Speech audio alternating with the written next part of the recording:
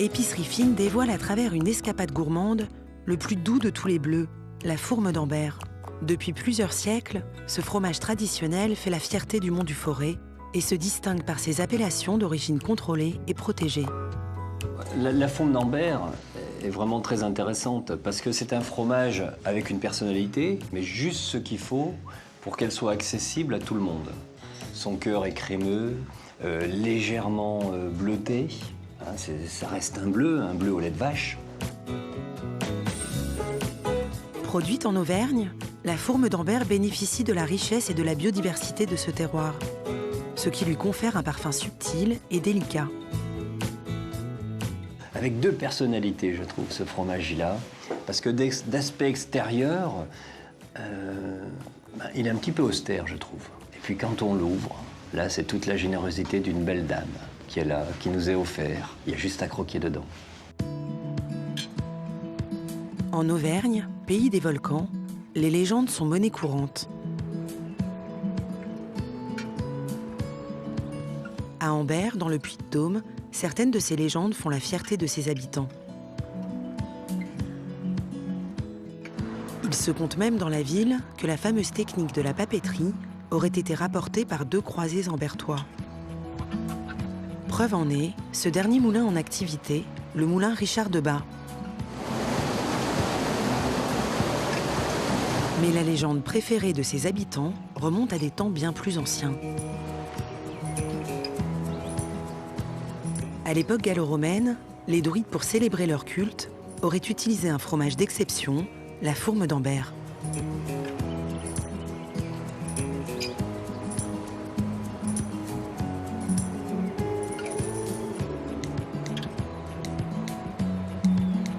À 19 km d'Ambert, Fournol.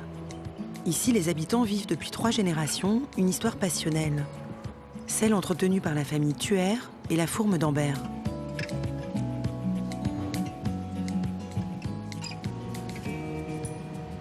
Donc la fourme d'Ambert, c'est quoi?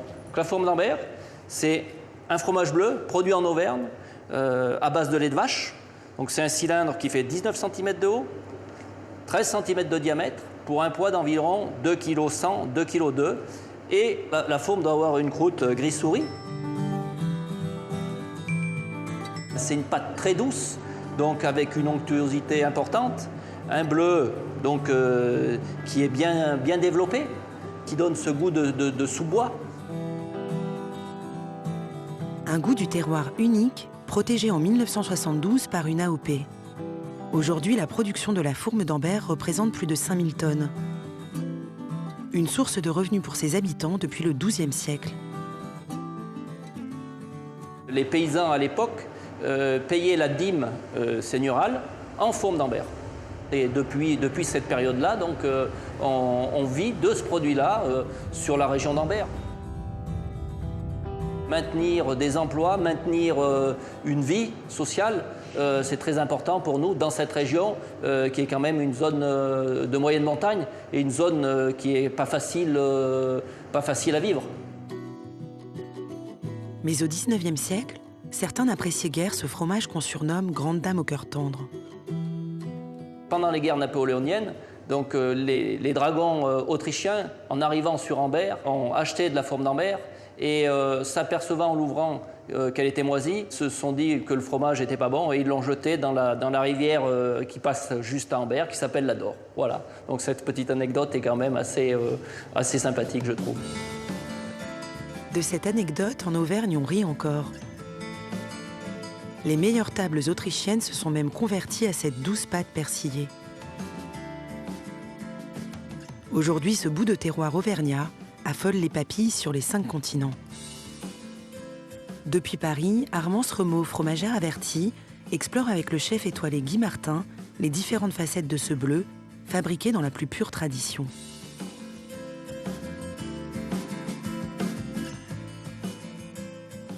Un beau fromage avec une forme élancée et qui lui vaut son surnom de grande dame au cœur tendre. Alors, on va voir s'il a vraiment le cœur tendre. On va voir ça, on va l'opérer tout à l'heure. Alors, donc, ce sont des fromages qui viennent de moyenne montagne, hein, jusqu'à près de 2000 mètres quand même, enfin, ou 1500 mètres, Voilà. c'est ça? Voilà, entre 600 et 1600 mètres en Auvergne et dans le massif du Forez. Donc, principalement, voilà, dans le massif du Forez. Alors, c'est un fromage qui est persillé, c'est un bleu, mais c'est un bleu qui n'a pas, je dirais, la personnalité d'un roquefort. C'est un fromage qui est facilement, qu'on peut facilement déguster. Tout à fait, c'est un bleu, donc couleur bleu ciel, qui va être tout en douceur et qui est le bleu, disons, qui plaît majoritairement, disons, au plus grand nombre, qui est tout à fait abordable. Et sur un plateau, c'est le bleu qu'on va mettre en priorité parce que justement, pas de risque vraiment d'avoir trop de rejet. Alors, ce fromage, donc, c'est un fromage de vache?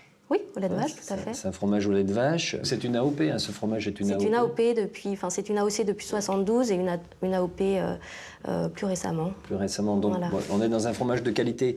Est-ce que vous pouvez un petit peu expliquer peut-être cette croûte, ses couleurs, Oui, cette forme, le poids?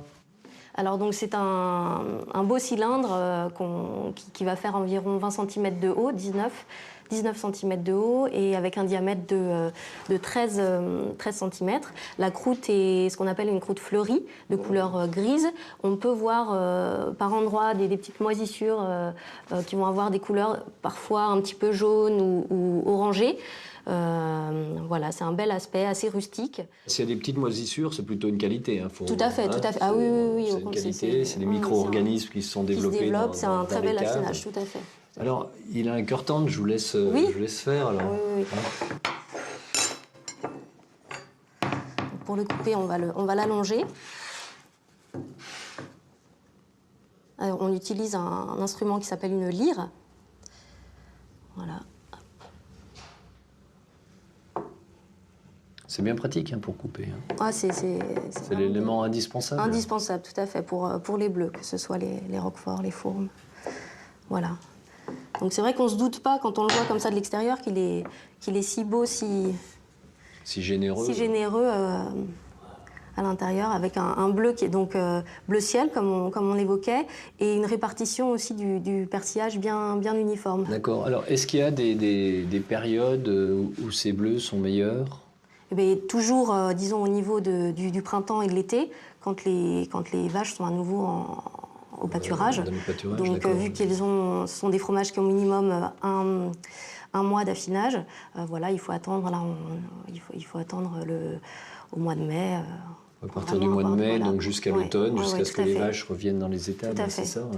C'est les meilleurs moments pour consommer les fromages à affinage court. La particularité de la fourme, c'est son goût de sous-bois, vraiment, qui se reflète dans la croûte et une petite pointe aussi salée au centre. Voilà, c'est un fromage bien souple, assez humide, très agréable, très onctueux en bouche. Qui flatte le palais, qui flatte le palais, tout à fait. Ça, c'est un fromage qui est vraiment de tradition. Hein. C'est un fromage qui a été fait depuis des années et des années. C'est un fromage ancestral, tout à fait. Et ne serait-ce que on le voit ne serait-ce que par son nom, la fourme, qui vient du latin forma, qui signifiait forme en vieux français. Et la forme, en fait, était le récipient qui servait à contenir le cahier. Voilà. Et après, par la suite, ça s'est transformé en nom de fromage. Les hautes terres auvergnates. Fabriquée entre 600 et 1600 mètres d'altitude, la fourme d'Ambert puise dans ce terroir toutes ses saveurs aromatiques.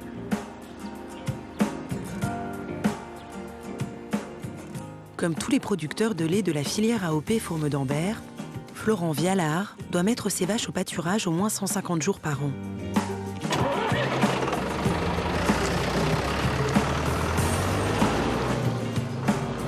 Quand la saison des pâturages se termine, sa méthode pour alimenter ses 75 Montbéliardes, c'est l'enrubanage.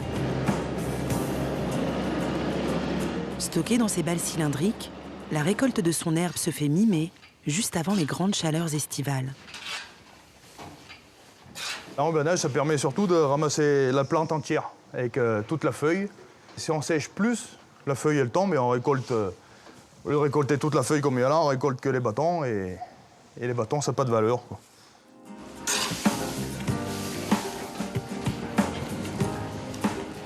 Un fourrage de montagne provenant exclusivement de la zone d'appellation. Dans notre herbe, parce qu'on a dans ce mélange qui est ici, bon, on peut avoir du dactyle, il y a du raie gras. Ça, c'est la luzerne, ça. Alors ça, c'est ça qui a un gros intérêt. Ça, c'est la meilleure plante qu'il peut y avoir. C'est de la protéine, quoi.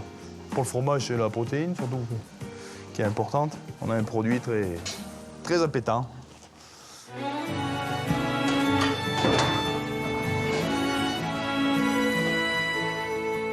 Retour à Fournol. La fromagerie de la famille Thuer tourne à plein régime. Prête à accueillir dans ses cuves le lait de Florent Vialard.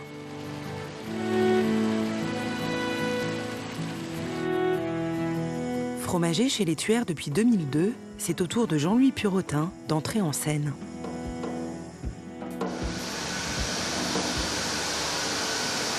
La fourme d'Ambert ne serait rien sans son champignon bleu. Donc c'est un Penicillium roqueforti. Donc c'est un champignon naturellement présent dans le seigle. Nos arrière-arrière-grands-parents se servaient de ce champignon-là pour mettre dans les fromages. Et ça faisait la fourme d'Ambert.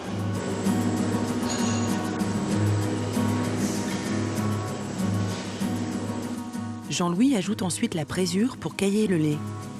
Découpage, brassage. Le but, séparer ces grains caillés de leur petit lait. La survie du Penicillium roqueforti est en jeu. Ce grain il va avoir des formes de billes qui vont tomber dans les moules et qui vont permettre d'avoir des trous dans le fromage. Imaginez des billes qui tombent dans un moule, ben, elles peuvent pas, il y aura toujours des trous entre les billes. Et ces champignons, ils sont comme nous, pour se développer, ils ont besoin d'oxygène. Donc ils vont consommer l'oxygène qu'il y a dans ces trous.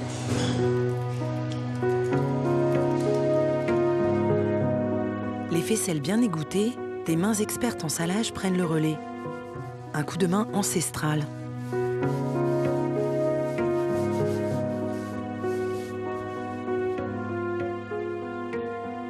Lorsqu'on sale les fromages, il faut frotter et pas caresser le fromage parce que comme il est souple, il va s'affaisser.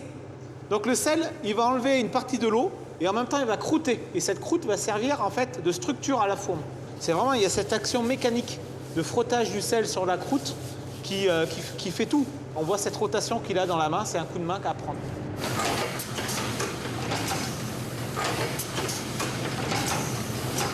Ici, on arrive à une étape importante, c'est le piquage. Et le piquage, c'est quoi?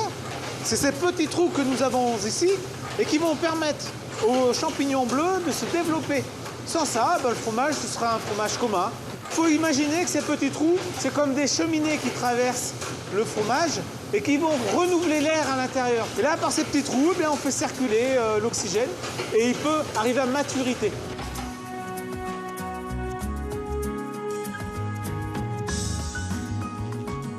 « 28 jours minimum, c'est le temps nécessaire au Penicillium roqueforti pour se dévoiler, tout en saveur et tout en subtilité.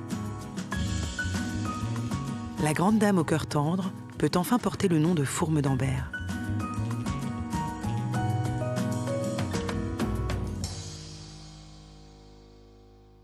Est-ce que ce fromage, depuis que vous le vendez, est-ce que c'est plutôt stable en offre, en demande, ou est-ce que c'est plutôt quelque chose... Non, c'est en pleine expansion. C'est en pleine expansion.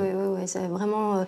même pour les bleus en général, hein, il y a, je pense que ça doit être la connaissance aussi des clients qui évoluent et du coup il y a beaucoup plus de demandes sur les bleus et notamment sur la fourme, on en passe beaucoup plus. Ouais. Donc c'est un marché qui est soutenu, ça veut dire que pour les producteurs, c'est très bien, il y a un bel avenir, tout à fait. Et puis c'est aussi un des rares fromages, c'est assez rigolo, en boutique on a plutôt tendance à proposer des quantités assez adaptées aux besoins du client, notamment pour une consommation assez immédiate ou dans les 3-4 jours. Et la fourme, bien souvent, spontanément, on va nous dire « Oh ben mettez-moi un bout un petit peu plus important parce que je vais l'utiliser en cuisine ». C'est facilement utilisable en cuisine pour beaucoup de choses et ne serait-ce que dilué avec un petit peu de lait sur des pâtes. Et voilà. Et du coup, c'est vrai que maintenant, moi-même, j'ai tendance en proposer plus que je le ferais pour un autre fromage. Ouais. Là, donc, ça veut dire, si c'est un fromage dont le marché est soutenu, les exploitants, l'avenir est plutôt optimiste. Est-ce que dans les fermes, les jeunes reprennent les exploitations? Est-ce qu'il y a des gens de l'extérieur qui reviennent, soit dans leur pays ou qui viennent pour découvrir l'Auvergne, notamment, pour faire ce fromage? Il faut savoir que donc, ce fromage est produit par 4 fermiers et 6 fromageries. Et c'est donc dans les 4 fermiers, il y en a un qui s'est installé tout récemment. Et puis aussi, il y a beaucoup de demandes pour les produits fermiers et il n'y a pas assez de production encore pour le moment. Donc bon, c'est voilà. plutôt bien. Ouais. Alors peut-être, il est quand même... on y va, il est quand même vraiment tentant. On y va. Alors la fourme d'Ambert, traditionnellement, elle se coupe plutôt comme ceci en rondelles. Oui. Voilà. Et après, en boutique, on peut la couper, on la coupe différemment. On va l'opérer plus comme ceci pour faire des parts. Alors soit on propose ce qu'on appelle un quart de fourme, comme ceci, sur un plateau, c'est très beau. Ah, c'est très beau, c'est très voilà, beau. Parce qu'on a les notes bleutées. On a vraiment la coupe dans les deux sens, donc on se rend bien compte de l'importance du bleu. Voilà. Et après, on va faire des petites parts comme ceci, voilà, comme un gâteau. Alors, on la goûte? Oui. Tout à fait, hein, on l'a goûté. Et c'est vrai que ce bleu, c'est une note de crème aussi qu'il y a dans le... Elle a une pâte ivoire assez c'est magnifique, bien crémeuse. Hein. Vous voyez le persillage bleu clair, un petit peu vert à certains endroits. La pâte souple, comme on disait. Voilà, non, c'est très généreux, c'est très onctueux. Voilà, je vais vous couper un petit...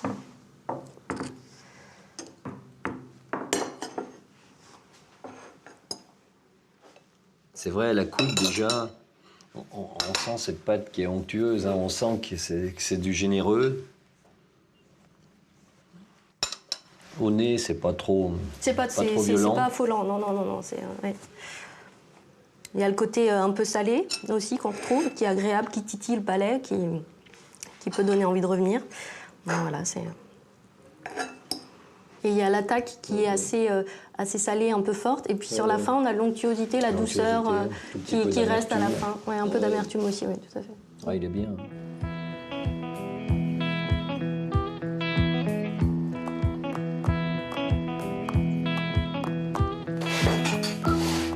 Valcivière, à 15 km au-dessus d'Ambert. Ce paysan, comme il aime se définir, c'est Antoine de Boismenu. Âgé de 46 ans, Antoine est pourtant ce que l'on appelle un jeune exploitant. Car avant 2007, Antoine, c'était plutôt ça. Un jeune cadre parisien employé dans les organismes agricoles. Malgré sa situation confortable, Antoine décide de tout plaquer au bout de 15 ans et de vivre ici son rêve d'enfance, au milieu des vaches. En fait, j'ai passé toute mon enfance, toutes mes vacances à côté de sur la Chaise-Dieu, qui est donc à une quarantaine de kilomètres d'ici, dans les fermes, près de la maison de vacances de mes parents, ce qui m'a donné le virus.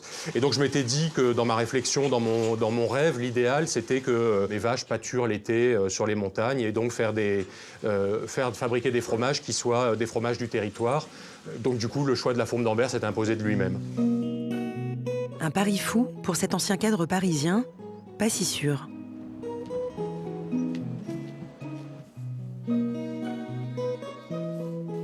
Il y a des perspectives pour le secteur fermier. L'appellation d'origine protégée fourme d'Ambert, c'est à peu près 5000 tonnes au total. Et la production fermière, c'est 50 tonnes. Et en réalité, on se rend compte, quand on est confronté à la clientèle, qu'elle est très, très sensible aux productions fermières. Et en fait, on n'arrive pas à fournir les fromagers. On a de la demande de grandes tables parisiennes, de grandes tables lyonnaises. Mais j'ai répondu non à tout le monde parce que, personnellement, j'arrive pas à répondre à la demande locale. Il faudrait qu'on soit de nombreux producteurs supplémentaires pour répondre à toutes ces demandes, oui.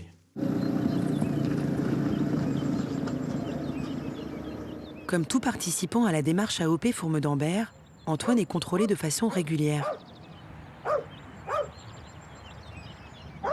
C'est quoi ton lot, celui qui est prêt pour l'expédition? Alors, celles qui doivent partir au prochain marché d'Ambert, c'est celle-là, justement. C'est Oui. le lot qui est là. Donc quelque chose de plutôt moyen. Bon, on va partir sur celle-là. Elle est pas trop mal. Elle est pas mal. L'objectif, c'est de faire un contrôle du produit et de la qualité du produit. Donc on réunit un jury qui non seulement va donner une note, mais pourra aussi sanctionner le producteur en déclarant que le produit est non conforme. Donc on fait ça régulièrement, c'est-à-dire 6 fois dans l'année. Pour le consommateur, ces contrôles inopinés sont gages de qualité. Et pour Antoine, c'est la garantie d'un travail mieux rémunéré. Bon, je t'envoie les résultats d'ici une semaine. Eh ben, ça va. Hein, voilà.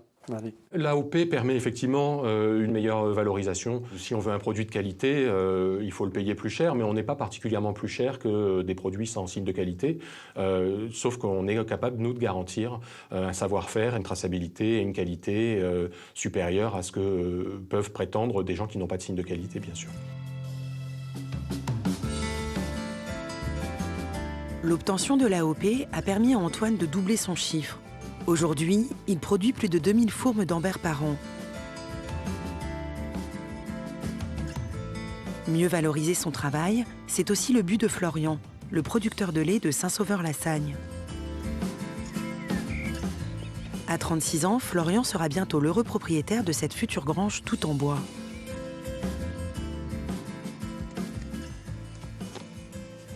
On a investi dans un séchage en grange pour faire du foin, pour passer de l'enrubanage au foin, quoi.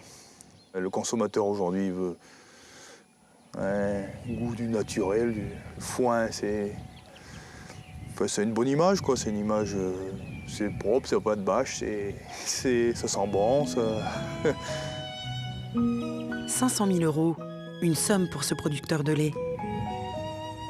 À l'heure actuelle, seuls 20% de son lait part dans la filière AOP. Avec ce système d'alimentation tout foin, c'est 100% de sa production qui partira fabriquer du fromage AOP au lait cru. Donc j'ai calculé que sur une année, sur une production que j'estime à 500 000 litres de lait, on devrait dégager 30 000 € de plus-value. Tant qu'il y a de l'investissement, c'est qu'il y a un peu d'espoir, quoi. Et voilà, quoi.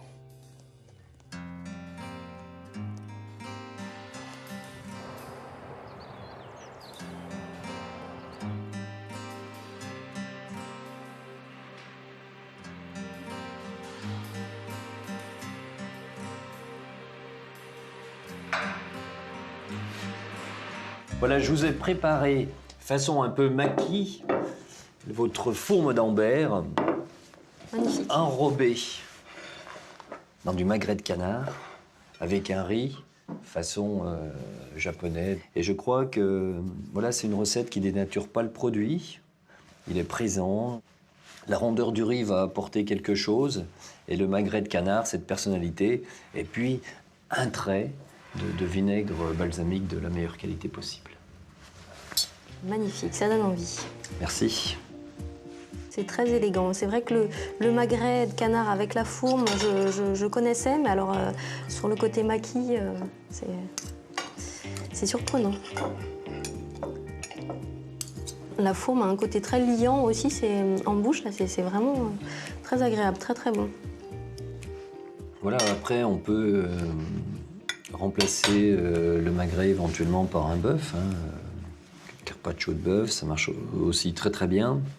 Séché ou cru? Alors en cru? Ouais, un peu séché, ou cru ou séché, les deux. Soit style jambon, il y a des jambons de bœuf qui sont vraiment bien, soit en cru. Peut-être après, il faut soutenir un petit peu plus en poivre. Et puis une salade printanière en fonction de son jardin, en fonction du marché, en fonction de la saison. Là, on a les différentes textures, le croquant du riz, l'onctuosité, la mâche, c'est...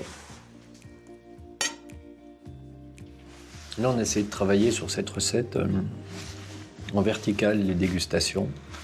Il y a quand même une longueur en bouche, mais une verticalité sur les sensations. Même s'il a de la personnalité, elle a moins de personnalité qu'un bleu de brebis, par exemple. Elle est plus subtile. Elle est plus subtile, donc il faut aussi des notes plus subtiles. Il faut faire très attention parce que... Faut pas l'écraser. Faut pas l'écraser, faut pas la matraquer. Et là, on retrouve toutes les saveurs. C'est ça qui est agréable. Elle passe pas inaperçue. Ce qui est intéressant, je trouve, avec la fourme d'Ambert, c'est que c'est un fromage qui a une vraie typicité et en même temps que le plus grand nombre peut la consommer. C'est pas trop segmentant, c'est pas trop fort en goût, c'est crémeux, c'est soyeux, ça flatte le palais. C'est vraiment un fromage, je pense, qu'il faut avoir absolument sur les plateaux.